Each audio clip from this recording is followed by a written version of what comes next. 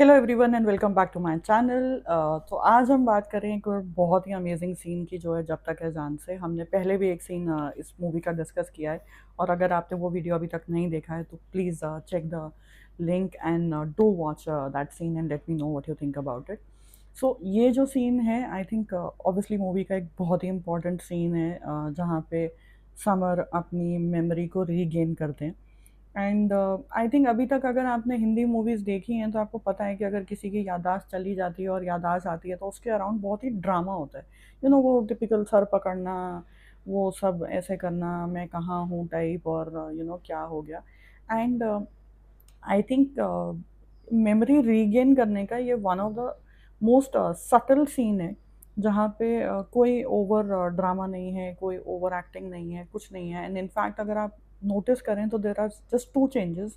And एक change है body language में, एंड हल्का सा चेंज उनकी पिच में है, आवाज़ की पिच में है, एंड एक उनकी आइज़ का है। एंड आइज़ जो हैं वो डिपिक्ट करती हैं उनका उसमें रीसेट होना।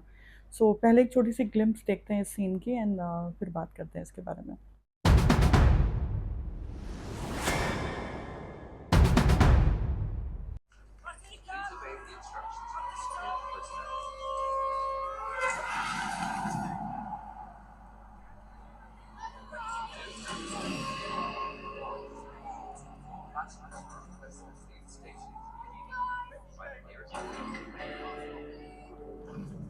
अगर अब आप इस सीन को नोटिस करें तो उनके लिए सबसे ज़्यादा ट्रिगर था वो सायरन की आवाज़, which he is so use to, because specially he was posted in Kashmir and Ladakh, and वहाँ पर बहुत फ्रीक्वेंट बॉम्ब्स मिलते हैं और उस तरीके का ये सायरन का आवाज़ होता है। एंड दैट इज़ वाई, मतलब इससे पहले मूवी में हमें पता है कि एक कोशिश होती है अनुष्का शर्मा के कैरेक्टर अकीरा को उनके सामने लाके उनकी मेमोरी ट्रिगर करने की, बट तब वो नहीं होता है।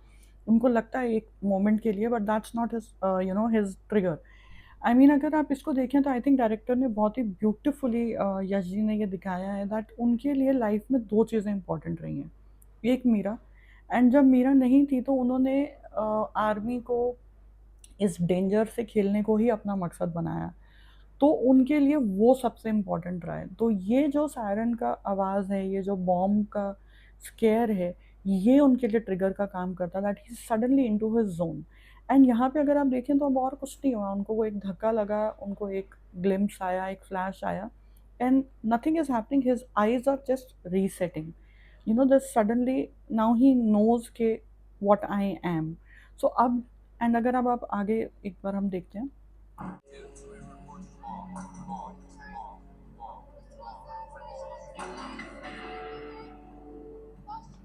See this now is very instinctive.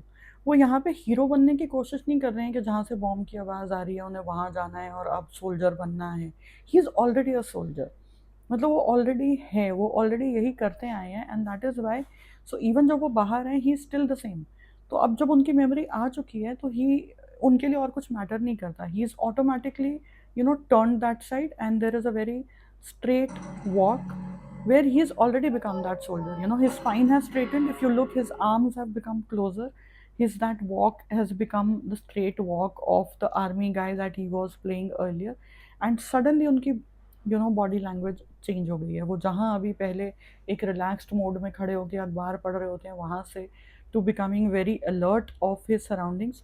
And अगर आप देखें तो अगेन आई थिंक डायरेक्टर ने बहुत ब्यूटीफुली दिखाया है दैट ऑब्वियसली किसी की मेमोरी जब रीगेन होती है तो उनके माइंड में बहुत कुछ चल रहा होता है, बट उन्होंने वो एक फ्लैश में उनकी मेमोरी रीगेन दिखाई है। एंड बाकी जो क्योस है वो उनके सराउंडिंग में है। There is a lot of noise around him, people are running around, that kind of represents the chaos that is going on his head. But वो हम ऐसे नहीं देख पा रहे। वो उन्होंने एक रिलेटेबल मेटाफॉर की तरह दिखाया है that it's a beautiful meta that chaos है उनके इर्द गिर्द, and that represents the chaos that he has in his head.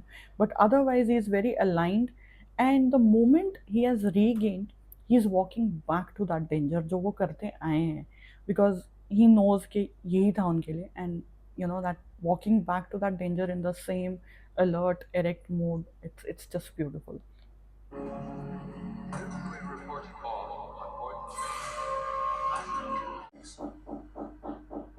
On s'est plus votre là. not motion sensitive. Remote detonator.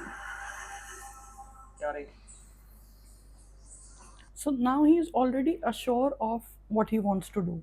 He knows his capabilities. He knows what he is getting into. And I think इसके scene का जो एक next part है, आई think वो बहुत ही beautiful है. And we'll just see it and talk about it. मैं पूरा सीन नहीं रन कर रही. I mean we know the beauty of. मेरे लिए इसकी जो वॉक थी वो बहुत मैटर करती है. हमें यहाँ पे तो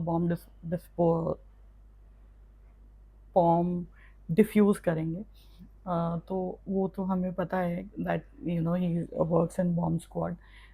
तो बट ये जो वॉक थी उनकी, जो आना था, जो बॉडी लैंग्वेज का चेंज होना था, एंड ये जो वॉइस की पिच चेंज हुई है. मैंने इनफैक्ट इस पिच की ही बात करी थी, दैट किस तरीके से उन्होंने कैरेक्टर के यू नो इन्वायरमेंट जो उनके इर्द गिर्द हो रहा है सिचुएशन के अकॉर्डिंगली अपनी जो वॉइस मॉड्यूलेशन पे काम किया. I think that's just beautiful.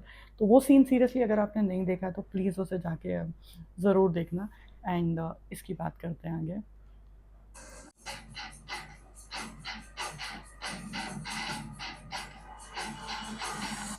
And I think it's so beautiful कि उन्होंने वो फ्लैशेस अब यहाँ पे दिखाए हैं जो उनकी मेमोरी के हैं, दैट वो कॉन्ट्रास्ट के जो वो पहले करते थे, he is doing the same job again.